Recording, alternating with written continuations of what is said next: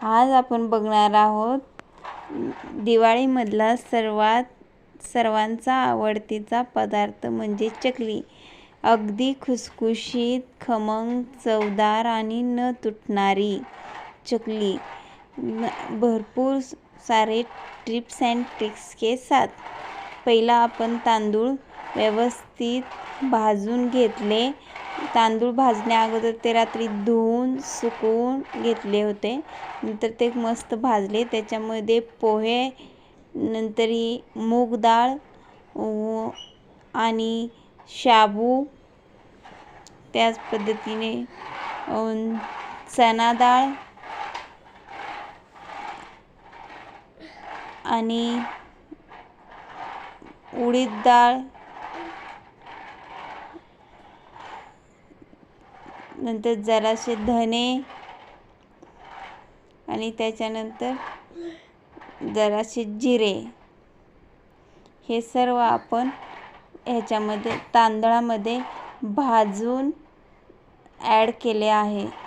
नंतर ते पीठ बनवून घेतले। त्याच्यामध्ये पिठामध्ये चवीपुरते नमक, पाहिजे तेवढं तिखट आणि तीळ घातले।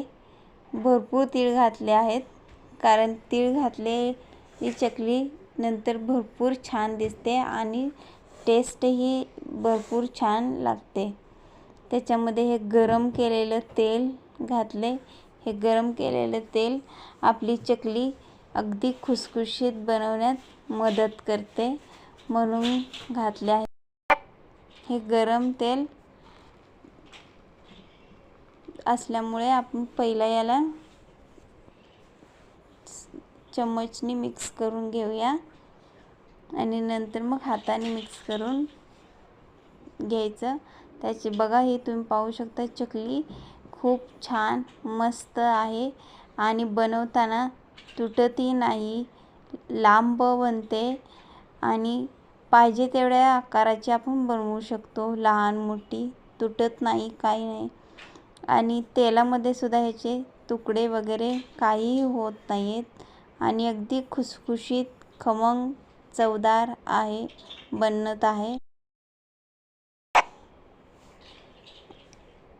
हे पहा, तेलामध्ये मी एवढे भरपूर सारे चकली टाकले आहेत, तरी सुद्धा हे तुटत नाही, खराब होत नाही। खुसखुशीत खमंग चकली तयार। आवडली तर लाईक करा।